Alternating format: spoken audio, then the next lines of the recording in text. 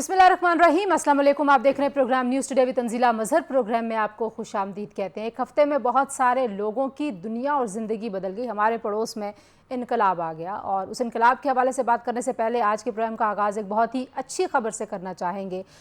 Paris Olympics में पाकिस्तान को 40 साल बाद गोल्ड मेडल जितवाने वाले अरशद नदीम पाकिस्तान का फ़ख्र। और मेरा ख्याल है कि जब हम आज़ादी मनाने की तरफ जा रहे हैं, अगस्त का महीना है, मिड अगस्त है, इससे ज़्यादा बड़ी और अच्छी खबर हो नहीं सकती। अरशद नदीम 2 जनवरी 1997 में पंजाब के गांव मियां चुनू में पैदा हुए। आज मैं उनके शहर के बासियों के तासुरात सुन रही थी अपने चैनल पे भी, मुख्तलिफ चैनल्स पे, और वो कह रहे थे कि मियां चुनू का नाम जो रोशन किया है अरशद नदीम ने, शायद ही हमने कभी ज़िंदगी में ऐसे सोचा होगा। और इसलिए कहते हैं कि मुल्कों को, कौमों को स्पोर्ट्स पे, अपने खिलाड़ियों पे बहुत ज़्यादा इन्वेस्ट करना चाहिए। अरशद नदीम के वालिद एक मजदूर थे, पूरी फैमिली के कफ़ील थे, और आज उन माँ बाप के लिए, उस पूरी फैमिली के लिए क्या फ़ख्र का लम्हा है, पूरे पाकिस्तान के लिए फ़ख्र का लम्हा है। और जहाँ जहाँ पाकिस्तानी मौजूद हैं, सिर्फ पाकिस्तान ही नहीं बल्कि इंटरनेशनल मीडिया की हेडलाइंस देखिए कैसे उन्होंने सेलिब्रेट किया।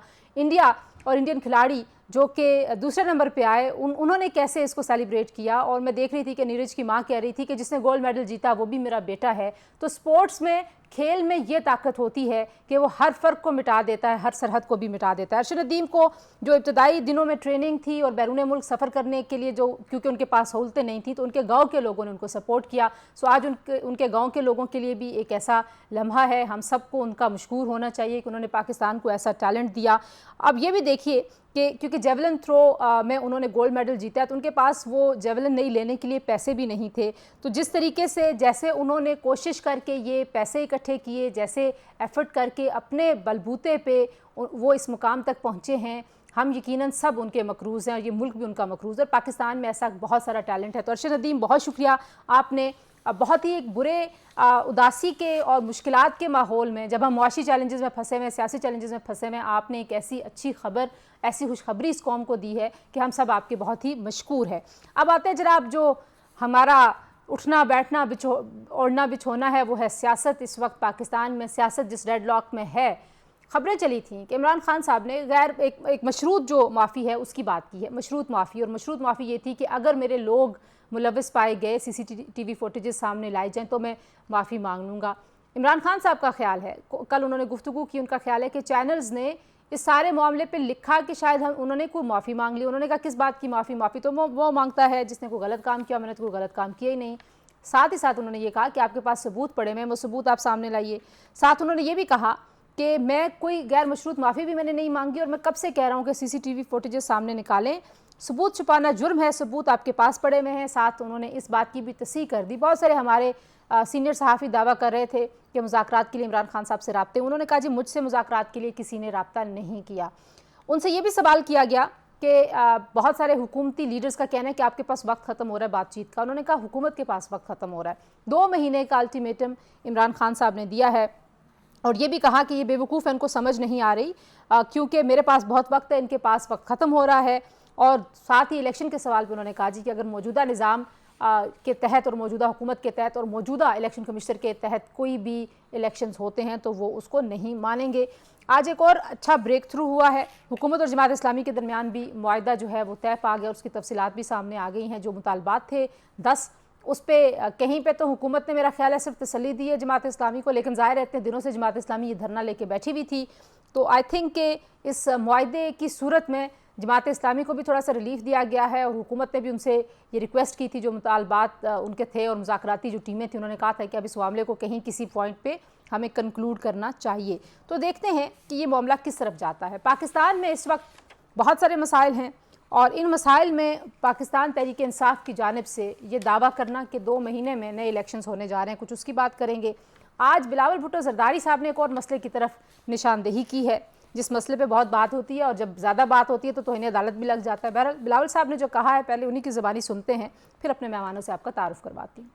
अदारे के दरमियान एक फासला नजर आ रहा है और ये फासला इसलिए बन रहा है कि एक अदारा इस अदारा में बार बार मुदाखलत करता है। माशाल्लाह पाकिस्तान का जो जुडिशरी है वो इतना काबिल है कि वो ना सिर्फ अदालत चलाते हैं, वो तो जनाब स्पीकर डैम भी बना सकते हैं। इतना अहल, इतना कामयाब, इतना काबिल कि वो इंसाफ भी दिलवाते हैं, डैम भी बनाते हैं, महंगाई का मुकाबला भी कर सकते हैं। वो तो समोसे और टमाटर की कीमत भी अदा कर सकते हैं। क्राइसिस का जिम्मेदार ना आप हो जनाब स्पीकर, ना मैं हो, ना वजीर आजम, ना इस हाउस में कोई बैठा हुआ शख्स। This is a crisis of the judiciary, by the judiciary and for the judiciary. By the judiciary, for the judiciary and because of the judiciary. और इसका ज़ाहिरी बात है एक बड़े अरसे से इस पर तवील बहस हो रही है। मैंने इब्तदाई में कहा था हमारे पड़ोस में इनकलाब आ गया, और इनकलाब के लिए आपको एक बहुत सारा साजगार माहौल चाहिए होता है। पाकिस्तान तहरीक इंसाफ ने भी पहले जब तुर्की में इनकलाब की कोशिश हुई थी तो तब उससे कुछ फैसिनेट हुई थी पाकिस्तान तहरीक इंसाफ, और अब पाकिस्तान तहरीक इंसाफ ने तलबा तहरीक चलाने का ऐलान किया है। इससे पहले तहफ़्ज़े आईन पाकिस्तान तहरीक भी हमारे सामने, देखते हैं पाकिस्तान तहरीक इंसाफ के पास कैसी स्ट्रेटजी होगी ये तहरीक चलाने के लिए। बाकी वो संजीदा हैं, ये सिर्फ ये पड़ोस के इनकलाब से थोड़ी देर के लिए मुतासर हुए हैं। शाहिद खटक साहब सीनियर पार्लियामेंटेरियन हैं, पाकिस्तान तहरीक इंसाफ के लीडर, मेरे साथ इस्लामाबाद स्टूडियोज़ में मौजूद हैं। हसन मुर्तज़ा साहब पाकिस्तान पीपल्स पार्टी के मरकज़ी रहनुमा हमें लाहौर से ज्वाइन कर रहे हैं। शाह साहब बहुत शुक्रिया आपने वक्त दिया। अली गौहर बलोच साहब पाकिस्तान मुस्लिम लीग नवाज़ के सीनियर रहनुमा हमारे साथ मौजूद हैं। अली गौहर बलोच साहब, पाकिस्तान मुस्लिम लीग नवाज़ के सीनियर लीडर हैं आप, और एक तरफ तो बिलावल साहब कह रहे हैं कि पार्लियामान के अंदर एक इदारा बार बार इंटरफेरेंस करता है, मुदाखलत करता है। इदारा कह रहा है कि ये जो मुल्क है ये जर्नैलों यानी कि सुप्रीम कोर्ट की तरफ से जो बयान आया है वो बड़ा इंटरेस्टिंग है। वो कह रहे हैं जी कि जर्नैलों और ब्यूरोक्रेट्स के हाथ में ये मुल्क चला गया है, आपके हाथ में नहीं है मुल्क, आपकी हुकूमत नहीं है मरकज़ में। देखिए बात ये है कि अगर पाकिस्तान की तारीख देखी जाए तो इसमें जो है ये चीज काफी रफ्ता पर जाहिर है। इसमें मार्शल भी रहे हैं और पॉलिटिकल पार्टीज ने स्ट्रगल भी की है और उसकी कीमत भी चुकाई है, जिसमें पाकिस्तान पीपल्स पार्टी है, PMLN है, काफी दफा घूमते गई। लेकिन बात ये है कि वो जुडिशरी ही थी जिसने ये फैसला दिया था कि परवेज मुशर्रफ को आइन में अमेंडमेंट करने का इख्तियार दिया जाता है। क्या हमारा कानून और आइन इस चीज की इजाजत देता है कि कोई अदालत जो है वो किसी डिक्टेटर को इस चीज की इजाजत दे दे? तो ये तेरा माजरत के साथ सुप्रीम कोर्ट के साथ जाता है। जो भुट्टो साहब की फांसी हुई उस पर आज सुप्रीम कोर्ट ने फैसला दिया कि भाई वो एक अदालती कत्ल था। तो बात करने का मकसद ये है कि जब हम जर्नैलों का और उनका जिक्र करते हैं तो उसमें हमारी अदलिया की तरफ से और इन इदारों की तरफ से भी वो सब कुछ होता रहा है। जाहिर है कि तमाम स्टेक होल्डर्स हैं और तमाम को इस पाकिस्तान के कानून और आइन में पर चलाने की जिम्मेदारी आयद होती है। और बिलखसूस मैं ये गुजारिश करूंगा कि जो बात अभी हुई कुछ दिन पहले फैसला चूंकि आ चुका है तो उस पर तबसरा तो हो सकता है और उसके ऊपर एनालिसिस किया जा सकता है। देखें जो फैसला आया अदालत उज़्मा की तरफ से 8 जजेस का, उसकी नफी तो 2 जजेस ने कर दी, बाकी लोगों का तबसरा छोड़ दें। और उन्होंने डिटेल से बताया कि अगर उस फैसले पर अमल किया जाए तो आइन के फलां दफात जो है वो मुअत्तल करना पड़ेंगे। सर वो तो सारे इख्तिलाफी नोट था ना, फैसला तो आपको पता वही होता है जो ज्यादा लोगों का नोट होता है। लेकिन मैं वापस आती हूँ इस पॉइंट की तरफ। शाह साहब वो मैं इस बात पे नहीं कि बहस कर रहा कि ज्यादा लोगों का या कम लोगों का, गुजारिश करने का मकसद ये है कि वो एक आइन से मुतसादिम फैसला है, ठीक है, जिसमें आइन की दफात को जो है वो नजरअंदाज किया गया है, जिसमें के आइन के पर खिलाफ फैसला दिया गया है। तो ऐसे फैसलों पर आप बताएं कौन अमल दरामद करे, कैसे अमल दरामद करे? ठीक है, क्योंकि ठीक है मैं आती हूँ अली गौहर बलोच साहब इस बात के ऊपर कि कैसे आप लोग तहफ्फुज़ की बात कैसे करें? आपने तो फैसले का रास्ता रोक लिया ना, आप तो अमेंडमेंट लेके आ गए। हसन मुर्तज़ा साहब हमारे नहीं रोका। पार्लिमान का काम कानून साजी है, पार्लिमान का काम आइन का तहफ्फुज़ है, पार्लिमान उसका किरदार अदा करेगी इस मामले के अंदर। ठीक है हसन मुर्तज़ा साहब, जो पार्लिमान का काम है ज़ाहिर वो पार्लिमान कर रहा है। मैं अभी पड़ोस के इनकलाब की बात कर रही थी। पाकिस्तान में भी बहुत इनकलाब की ज़रूरत महसूस की जाती है और ज़ाहिर है बहुत सारे मुख्तलिफ़ औक़ात में मुख्तलिफ़ ग्रोह और मुख्तलिफ़ सियासी जमातें इनकलाब के लिए जद्दोजहद का ऐलान भी करती रहती हैं। पाकिस्तान तहरीक इंसाफ ने एक तरफ तलबा तहरीक चलाने का ऐलान किया, दूसरी जानिब इमरान खान साहब 2 महीने का अल्टीमेटम दे रहे हैं। उससे पहले हुकूमती वुज़रा खुद ये सोच रहे थे कि 8 फरवरी के आम इंतखाबात के हवाले से कोई ऐसा फैसला आ सकता है कि जिससे मुल्क में जितना भी सिस्टम है ये सारा कोलैप्स कर जाएगा।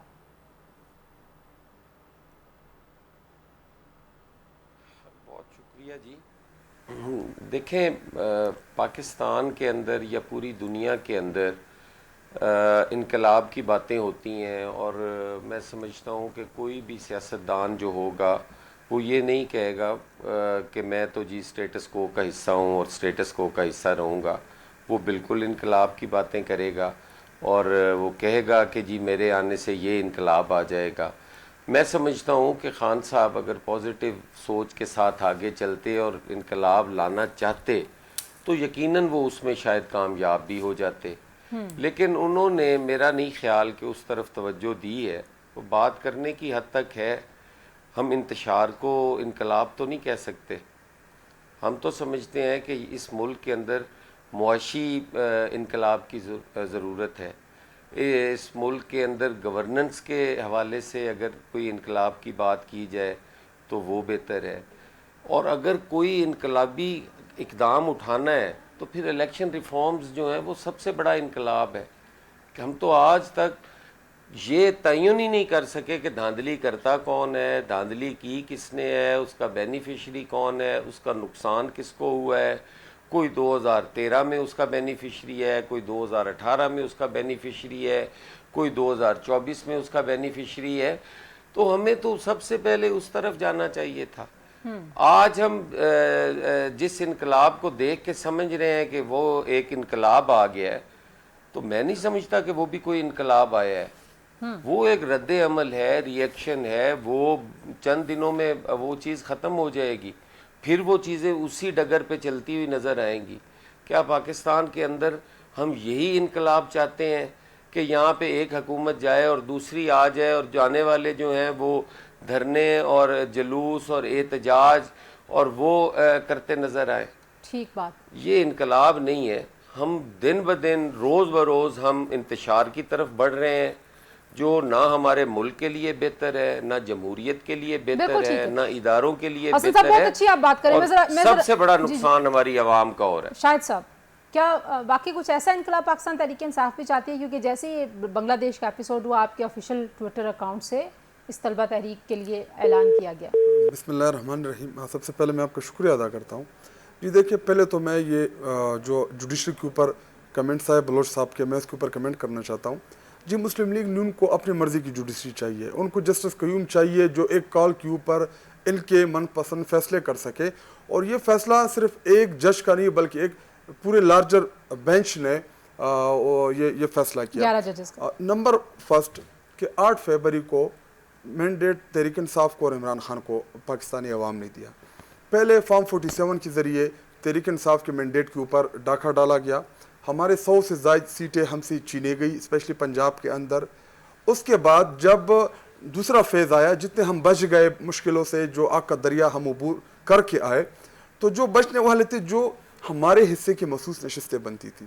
سمپل ایک فارمولہ تھا کہ جتنے تحریک انصاف یا ہم اس ٹائم سنی اتحاد کونسل یا جو الیکشن کمیشن کے ایک غلط فیصلے کی تشریح کی وجہ سے ہمیں جس کرائسس ہمیں فیس کرنا پڑا, کیونکہ عین وقت تھا, نشان کا آخری دن تھا, سپریم کورٹ آف پاکستان نے ہم سے ہمارا نشان چھینا, اس کے بعد ہم سارے انڈیپینڈنٹ ڈکلیئر ہو گئے. اس کے بعد بلاول صاحب تو یہ بھی کہہ رہے ہیں کہ ان سارے فیصلوں کا آپ کو فائدہ ہوا ہے. کیا فائدہ ہوا ہمیں کہ آپ اگر عوام نے ری ایکشن میں آپ کو زیادہ ووٹ دیا, جس دن آپ کا بلے کا نشان مجھے باجے کا نشان ملا تھا. میرے ساتھ جو میرے 200 بھائی امیدوار تھے, ایک کو ٹرانسفارمر ملا, ایک کو پیراشوٹ ملا, کسی کو چمچہ ملا, کسی کو آلو ملا, کسی کو ٹینڈا ملا, کسی کو کریلا ملا.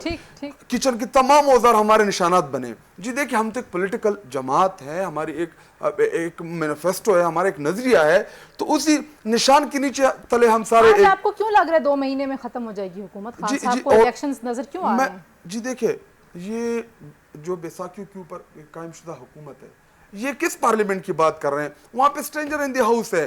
مسلم لیگ نون کی 18 ایم این اے صرف الیکشن جیتے ہیں, صرف 18. باقی سارے ان کا نواز شریف, شہباز شریف, ان کی جتنی لیڈرشپ, ان کی چیف منسٹر پنجاب, یہ سارے فارم 47 کے ذریعے ان کو کامیاب کرائے گئے. جی دیکھیں, جب آپ کے پاس عوام کا اعتماد نہ ہو, جب عوام آپ کے بیک کے اوپر کھڑی نہ ہو, تو کیوں مشکل فیصلے میں عوام کے پریشر سے آئیں گے. مجھے کمپلیٹ کرنے دے.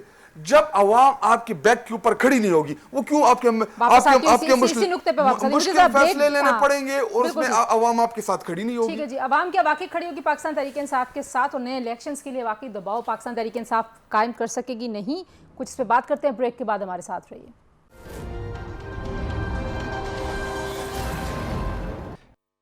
ایک بار پھر آپ کو پروگرام میں خوش آمدید کہتے ہیں.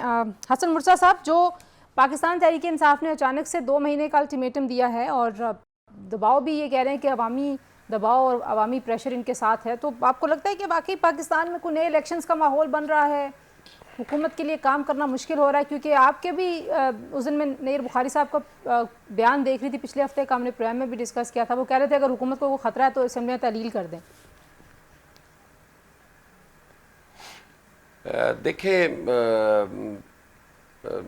تنزیلہ, کوئی بھی سیاستدان جو ہے وہ کوئی بھی بیان دے سکتا ہے, وہ اس کا حق ہے, اس کو روکا نہیں جا سکتا کہ وہ, کیونکہ وہ دیکھ رہا ہوتا ہے اور اس نے اپنے لوگوں کو ساتھ بھی رکھنا ہوتا ہے, اپنی پارٹی کو بھی زندہ رکھنا ہوتا ہے, ریلیونٹ بھی رہنا ہوتا ہے, تو وہ سسٹم کے ساتھ اپنے بیانات کی وجہ سے, اپنی گفتگو کی وجہ سے ہی وہ اٹیچ رہ سکتا ہے یا ریلیونٹ رہ سکتا ہے. تو وہ ان کا اپنا ایک حق ہے, اپنی وہ رائے رکھتے ہیں, ایک بڑی سیاسی جماعت کے رہنما ہیں. کوئی یہ نہیں کہا جا سکتا کہ عمران خان صاحب کی فالوئنگ کوئی نہیں ہے, وہ ان کی باقاعدہ اس ملک کے اندر ایک مضبوط جماعت موجود ہے, ان کا وجود ہے, اس چیز کو سب کو تسلیم کرنا چاہیے. ایک دوسرے کے مینڈیٹ کا احترام نہیں ہوگا تو بالکل حالات اسی طرف جائیں گے. جہاں تک تعلق ہے حکومتوں کے جانے یا آنے سے, میں نے پہلے بھی عرض کیا کہ وہ میٹر نہیں کرتا, حکومتیں آتی رہتی ہیں, حکومتیں جاتی رہتی ہیں. ہمارا سسٹم مضبوط ہونا چاہیے, ہمارے ادارے مضبوط ہونے چاہیے, لوگوں کے یا حکومتوں کے آنے جانے سے ان کو فرق نہیں پڑنا چاہیے. بدقسمتی یہ ہے کہ ہم اپنے سسٹم کو کمزور کرتے جا رہے ہیں. وہ آپ عدلیہ کو دیکھ لیں, وہ آپ افواج پاکستان کو دیکھ لیں, وہ آپ پارلیمان کو دیکھ لیں, سوشل میڈیا کے اوپر جو حالات اس وقت ہو رہے ہیں وہ کوئی ادارہ بھی محفوظ نہیں ہے. تو اگر ہمارے یہ ادارے جو ہماری سیکیورٹی کے ضامن ہیں, اگر ہم ان کو کمزور کر دیں گے تو ہمارے لیے بڑے چیلنجز ہیں جو ہماری سرحدوں کے اس پار بھی ہیں اور ہمارے اندرون بھی ہیں. بالکل ٹھیک ہے. اچھا, یہ جو آپ بات کر رہے ہیں کہ اس نظام کو ہم نے کرنا ہے مضبوط, تو ظاہر ہے آپ حکومت کے اتحادی بھی ہیں. اب صرف نون لیگ سے تو ہم توقع یہ باندھ لیں کہ انہوں نے یہ کرنا ہے, اتنے سالوں کا مسئلہ ہے, بیوروکریسی بہت امپاورڈ ہے, بات نہیں مانتی ہے, ریفارمز کر نہیں پاتی کوئی حکومت, تو کیا کریں؟ سب مل بیٹھ کے کچھ طے کر لیں کہ کیا کرنا ہے. اتنے مشکل کام تو نہیں ہے. دیکھیں یہ اس ملک کے اندر جمہوریت ہے, ہمارا ایک جمہوری نظام ہے, اس سے کوئی اتفاق کرے نہ کرے, اس کا احترام کرے نہ کرے, یہ ایک جمہوری پارلیمانی نظام ہے. اس کے اندر اپوزیشن بھی اتنی سٹیک ہولڈر ہے جتنی ٹریئری ہے. ہم ساروں کو بیٹھنا پڑے گا. یہاں آج جناب آصف علی زرداری صاحب نے بہت پہلے یہ کہا تھا کہ کوئی بھی ایک جماعت وہ ان معاملات سے, ان چیلنجز سے نہیں نبٹ سکتی. ٹھیک ہے شاہ صاحب, ذرا اس پوائنٹ پہ ذرا مجھے اجازت دیجیے گا. خٹک صاحب, سب کو بیٹھنا پڑے گا, لیکن خان صاحب نے تو کل بھی یہ کہا کہ میں نے کہا تھا GHQ کے سامنے احتجاج کرو کیونکہ جن سے مسئلہ ان کے پاس جائیں گے. بار بار کہتے ہیں آپ لوگ بات بھی انہی سے کریں گے جن کے پاس طاقت ہے. تو آپ کو بھی نہیں لگتا کہ انڈرمائن کرتے ہیں آپ اس پارلیمان کی, اس پولیٹیکل سارے سسٹم کی طاقت کو؟ آپ اس پارلیمان میں بیٹھے ہیں, آپ دوسری بار پارلیمنٹیرین ہیں, لیکن آپ پارلیمنٹ کو نہیں اہم سمجھتے, آپ اسٹیبلشمنٹ سے بات کرنے کو اہم سمجھتے ہیں. جی دیکھیں, یہ کون سے بیٹھنے کی بات کر رہے ہیں؟ ہمارے لیڈرشپ, ہم عمران خان, بشرا بی بی, خاتون اول, ہمارے تحریک انصاف کی خواتین, ہماری لیڈرشپ, وہ سارے جیلوں کے اندر ہیں, ان کو ناقید حق میں رکھا ہوا ہے. اور یہ کہتے جی آپ بات کریں, کہ یہ بات کرنے کا یہ ماحول ہوتا ہے کیا؟ اس طریقے سے بات ہوتی ہے. اور یہ کون سی پارلیمان؟ ایک محسن نقوی اس ٹائم پوری حکومت جو ہے وہ اس کے زیر اثر ہے. वो अगर चाहे कल को प्राइम मिनिस्टर भी बन सकता है, वो अगर चाहे वो उसकी जो मर्जी होगी वो मोहसिन नकवी जो है वो कर लेगा। आपके सीएम खैबर ये पख्तूनख्वा की भी बड़ी ये उनकी भी बड़ी दोस्ती है। ये जी देखें सीएम खैबर पख्तूनख्वा की खैबर पख्तूनख्वा और इन चीज़ों को आप मिक्स ना करें जी। अगर खैबर पख्तूनख्वा को आप इन चीज़ों के साथ जोड़ेंगे, वो चीफ मिनिस्टर है, अगर वो अपने हकूक के लिए अपने सूबे के लिए बात नहीं करेगा तो कल आप कहेंगे कि जी देखे। अच्छा फिर ये भी बताएं कि जो आप लोगों की स्ट्रेटेजी है, मतलब आपने अभी जो भूख हड़ताल था वो भी खत्म कर दिया, कोई पता भी चले ना, आप जलसे करने के लिए जलसा इजाज़त नहीं मिलती इंतज़ामिया से, आपकी बात है, आप जलसे भी नहीं करते, तो वो अवामी प्रेशर भी जी तो देखें, हम प्रोटेस्ट भी कर रहे हैं, हम जलसे भी कर रहे हैं, लेकिन जिस दिन हम प्रोटेस्ट की कॉल दें पूरी रात पंजाब पुलिस, हमारे वर्कर्स, हमारी लीडरशिप, दफ़ा 144 हर 3PO में उठाना, इनके ऊपर फेक FIRs करना, इस मुल्क में तो जमहूरियत है ही नहीं है। अली गौर बलोच साहब क्या है ये मामला? मुझे अगर एक कंप्लीट करना है, एक जुमला। इस टाइम इस मुल्क में ना जमहूरियत है ना इन लोगों की हुकूमत है, ये बेचारे इनके हाथ पांव बंधे हुए हैं, ये ऑफ द रिकॉर्ड हमें बताते हैं, लेकिन ऑन द रिकॉर्ड जो है इन बेचारों की ड्यूटी लगी हुई है इन्होंने डिफेंड करना। अली गौर बलोच साहब ये तो बहुत बड़ी बात है, आपकी हुकूमत ही नहीं है, आपका वजीर आज़म, आपकी काबीना, आपके फैसले, मतलब ये है नहीं, नजर आते हैं बट एग्जिस्ट नहीं करते। देखें, ये कहना कि हमारी हुकूमत नहीं है वो तो बात चले, इनका ये एक बात करते हैं कि हमारी हुकूमत तो इनकी थी जो RTS सिस्टम के जरिए आई थी, हम तो गैर जमहूरी लोग हैं इनके बकौल, और हमारी हुकूमत नहीं है, हमारे हाथ पांव बंधे हुए हैं। ये जो RTS सिस्टम के जरिए आए थे इनके हाथ खुले हुए थे, ये जो अंपायर की उंगली की बात करके आए थे इनके हाथ खुले हुए थे। ये कहते थे कि भाई हमारे लोगों को तो असेंबली में भेजा जाता है, फिर जाकर हमारे बंदे पूरे होते हैं, वो तब भी इनके हाथ खुले हुए थे। जब बानी PTI as a selected prime minister कहते थे कि मेरे तो कुछ कंट्रोल में भी नहीं है, तब भी इनके हाथ खुले थे। आप पुरानी बातें होगी ना, अपना बता दें, आपको क्यों ये बात कहते हैं? पुरानी बातें नहीं होगी ना, मकसद ये है कि अगर इनकी हुकूमत आ जाए, किसी तरह से भी आ जाए, एस्टेब्लिशमेंट की मिन्नतें तरले करके आ जाए, हम तो बात करेंगे तो सिर्फ एस्टेब्लिशमेंट से करेंगे, क्योंकि इनकी तो परवरिश ही सियासी माहौल में नहीं हुई है। इनको तो गवर्नमेंट मिली ही जो जिस तरीके से जनरल जिलहानी और ज़ियाउल हक के गोद में पलने वाले हमें जिन जर्नैलों ने इस गुब्बारे में हवा भरी थी वो किसी से ढकी छुपी हुई नहीं। फिर मेरी गुजारिश सुन लेना, आप अपने टाइम पे बोलते रहे। फिर जिस तरीके के साथ इनको हुकूमत मिली वो भी ये वोट चुरा कर आए। अगर ये वोट चुरा कर आ जाए तो फिर जमहूरियत है। अगर ये एस्टेब्लिशमेंट से दोबारा डील और NRO मांग रहे हैं ना 9 मई के वाकयात के बाद, किसी से क्या डका नहीं, वो तो कह रहे हैं मैंने कुछ गलत ही नहीं किया, मैं क्यों माफी मांगू, मेरे से माफी मांगी जाए, मेरे साथ ज्यादती हुई है, मुझे अगवा किया गया। गलत नहीं किया इन्होंने कोर कमांडर हाउस चलाकर गलत नहीं किया, शोधा के मुजस्मे तोड़ के गलत नहीं किया, पिशावर का वो रेडियो स्टेशन जिससे पाकिस्तान के बनने का ऐलान हुआ था उसको आग लगा के। अली साहब मुझे कंक्लूड करना है, मुझे जरा वे फॉरवर्ड आप भी बता दें। आप भी पिछली बातें करते हैं, आप इनको ताना मारते हैं, ये एस्टेब्लिशमेंट के साथ हैं। वे फॉरवर्ड ये है कि अगर ये पॉलिटिकल स्पेस चाहते हैं, सबसे पहले तो इनको अपना जो एटीट्यूड है वो पॉलिटिकल पार्टीज वाला बनाना पड़ेगा। ठीक है, साबित करना पड़ेगा कि ये दहशतगर्द पार्टी नहीं है, ये एक सियासी पार्टी है। और इंतशार और आग जलाओ और धरने और इन चीजों से तो सर ये तो देखें ना, ये तो सर ये तो हुकूमत के पास और रियासत के पास एक सिस्टम है ना। अगर आपको लगता है ये दहशतगर्द पार्टी है तो आप इनके खिलाफ फिर प्रोसीडिंग्स करते हैं। आपने ऐलान किया, फिर उसके बाद आप चुप हो गए। टॉक शोज में आप इनको दहशतगर्द पार्टी कहते हैं, पार्लियामान में आपने इनको स्टैंडिंग कमेटियां और सारा कुछ दिया हुआ है, तो ये भी तो ना करें ना आप लोग।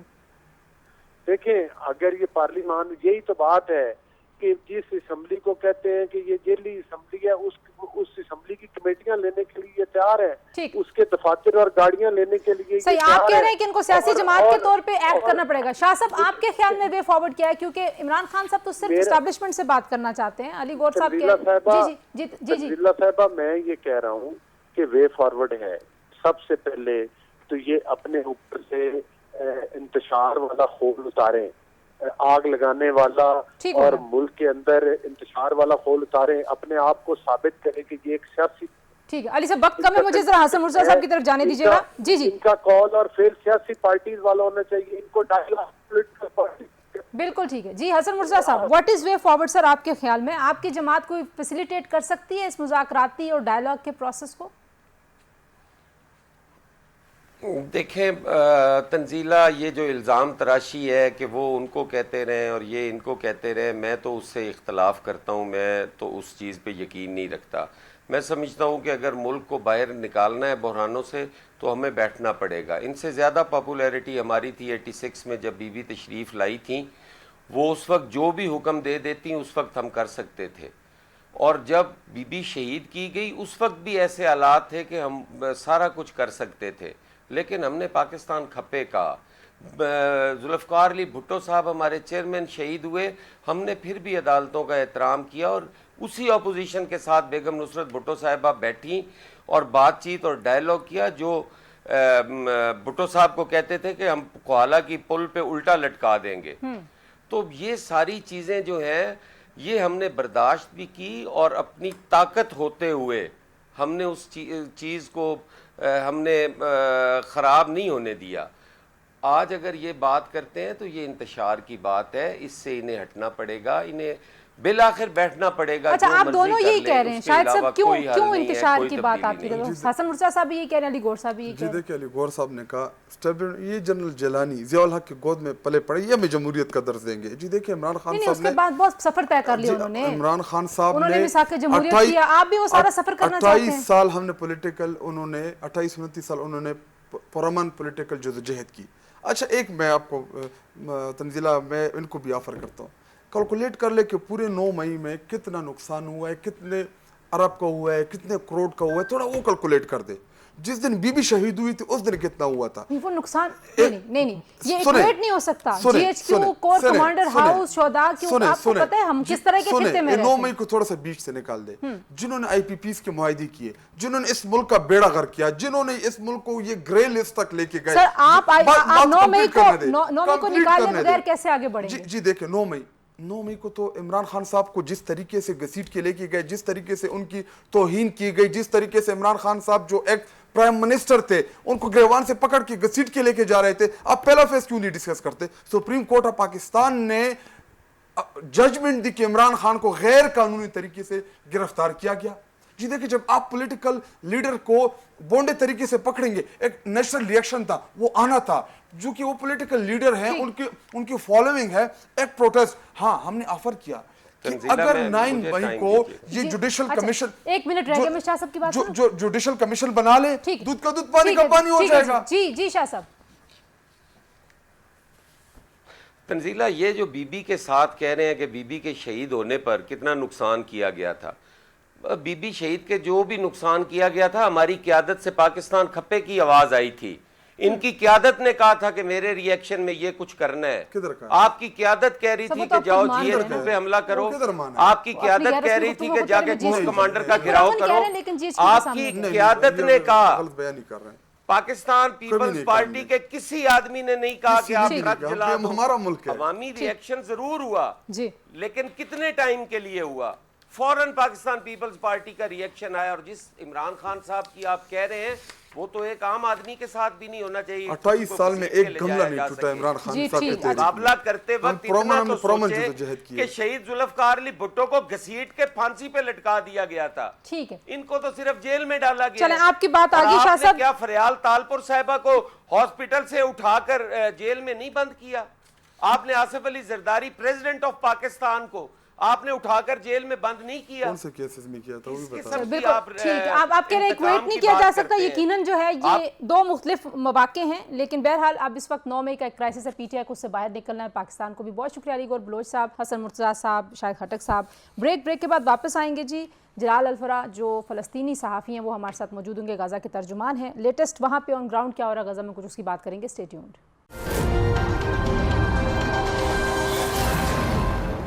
پروگرام میں ایک بار پھر آپ کو خوش آمدید کہتے ہیں۔ پروگرام کے آخری حصے میں بات کریں گے اس وقت جو غزہ کی تازہ ترین صورتحال ہے۔ قطر، مصر، امریکہ کی جانب سے حماس اور اسرائیل کو جنگ بندی کے لیے مذاکرات کی ایک بار پھر دعوت دی گئی ہے، اور اسماعیل ہنیہ کی شہادت کے بعد کی جو صورتحال ہے کچھ اس کا بھی احوال جانیں گے۔ جلال الفرا جو کہ ترجمان ہے غزہ کے، وہ ہمارے ساتھ اسٹوڈیوز میں موجود ہیں۔ جلال صاحب بہت شکریہ۔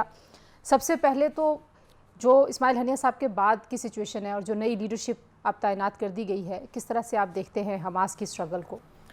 جی بسم اللہ الرحمن الرحیم، بہت شکریہ میڈم. دیکھیے اس وقت جو نیا چیئرمین مقرر کیا گیا ہے جن کو جناب یحییٰ سنوار صاحب ہیں. ابھی کچھ ٹائم پہلے، کچھ دن پہلے کی بات ہے، میں کسی اور چینل میں تھا تو کچھ لوگوں نے کہا کہ خالد مشعل صاحب ہوگا، شورا کا اجلاس ہوگا. خاص طور پر حماس کا جو ترجمان خالد صاحب نے بھی یہی جملہ کہا. میں نے کہا تھا، کلپ بھی موجود ہے، کہ اب جو حماس کا چیئرمین ہوگا وہ غزہ سے ہوگا اور یحییٰ سنوار ہوگا. وہ کیوں؟ کیونکہ ٹو بی فرینکلی حماس کو چلانے والا تھا یحییٰ سنوار ہے. اسماعیل ہنیہ صاحب صرف ایک سیاسی لیڈر ہے، پولیٹیکل ہے، لیکن اصل بات ہے یحییٰ سنوار ہی صاحب چلا رہا ہے حماس کو شروع سے. اب اسٹرگل کی بات جو آپ نے ذکر کی ہے، حماس کے اسٹرگل پہ کوئی اثر نہیں ہوگا.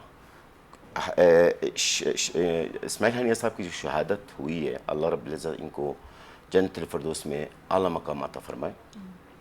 حماس اور مجاہدین پر کوئی اس کا اثر نہیں ہوگا.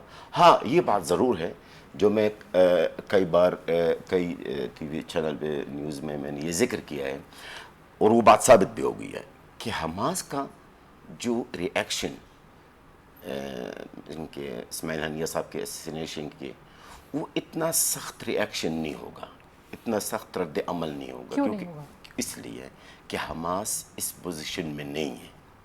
اس وقت حماس اس پوزیشن میں نہیں ہے. حماس اکیلے ہے، 10 مہینے سے لڑ رہے ہیں، بھوک پیاس ہیں، ننگے پاؤں سے لڑ رہے ہیں.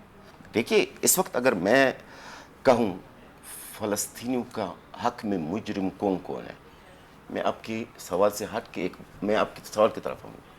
سب سے پہلے تو ہے اسرائیل، نمبر 1. نمبر 2 ہمارے اپنی فلسطین کی جو 2 پارٹیاں، بڑی جو پارٹی ہے حماس اور فتح، جو آپ لوگ اس کو الفتح بولتے ہیں کیونکہ اب بس میں یہ آج سے اکٹھے نہیں ہوئے. ان کی کمپرومائز اور ان کے صلح کرانے کے لیے چائنا بھی گئے، سعودی عرب بھی گئے، پتہ نہیں کہاں گئے ابھی تک ان کے اسلامی بلاک یونٹی ان کے اندر. اچھا، تیسرا جو مجرم ہے وہ ہمارے عرب ہے، اور خاص طور پر مصر کے عوام اور مصر کی حکومت جو ہمارے ساتھ بانٹ رہی ہے، اور ان کا سامنے ہمارے بچوں کا، آپ کے سامنے، دنیا کے سامنے ہمارے بچوں کا ساتھ کیا ہو رہا ہے. What is the situation on ground, وہ بھی ہمیں بتا دیں کوئکلی. دیکھیے گراؤنڈ تو آپ کے سامنے قتل عام چل رہا ہے فلسطینیوں کا. آج کی تاریخ میں 124 شہید. جو عالمی عدالت سے اور ادھر ادھر سے جو بات چیت ہو رہی ہے اس کا کوئی اثر نہیں ہے اسرائیل کو؟ کچھ نہیں ہے محترمہ، کہاں اثر ہے؟ دیکھیے میں تو شروع سے کہتا رہا، نہ OIC کا کوئی اثر ہے، نہ انٹرنیشنل کورٹ آف جسٹس کا اثر ہے، نہ اقوام متحدہ کا، نہ سیکورٹی کونسل کا. آپ مجھے پتہ ہے 10 مہینے سے کتنے قراردادیں منظور ہوئی ہے، کتنے احتجاج جب ہوئے، کیا نہیں ہوا. کیا اسرائیل پر کوئی اثر ہوا؟ نہیں. کیسے ہوگا اثر؟ اثر جب ہمارے مسلمانوں میں غیرت آئے گی. اصل بات تو یہ ہے محترمہ، جب ہمارے مسلمانوں کے اندر دل مضبوط ہو، ارادہ مضبوط ہو. یار مجھے سمجھ میں نہیں آ رہا، اللہ کی قسم، I am sorry to ask this question. یہ فلسطینیوں کے بچوں کے، غزہ کے عوام کے بچوں کے لاشیں دیکھ کر لوگوں کو نیند کیسے آتی؟ مسلمانوں کو نیند کیسے آتی؟ یہ کھانا پینا کیسے آتی؟ مجھے سمجھ میں نہیں آ رہا ہے.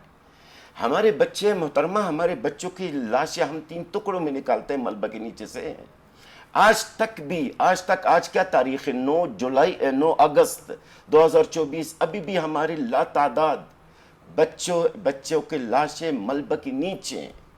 ہمارے عوام بھوک پیاس ہیں محترمہ. آپ مجھ سے پوچھ رہے اس کا حل کیا ہے؟ اس کا حل یہ ہے کہ اللہ تعالیٰ کی طرف سے حل ہے. باقی عربوں سے یا مسلمانوں سے حل کا 10 مہینہ ہو چکا ہے، غزہ ختم ہو چکی ہے. حل تو صرف یہی ہے کہ ہمارے مسلمانوں میں غیرت آ جائے. اور میں آپ کے اس پروگرام کے اختتام ہونے سے پہلے میں اس جملے سے اس پروگرام کو میں اختتام کرنا چاہتا ہوں جو ہر ٹی وی چینل بھی کرتا ہوں. اللہ کی قسم محترمہ، غزہ کے عوام، اگر پتھر ہوتا ہے نا تو وگل جاتا ہے، اگر پہاڑ ہے تو ٹوٹ جاتا ہے، اگر سمندر ہے تو خشک ہو جاتا ہے، اگر زمین ہے تو پھٹ جاتا ہے.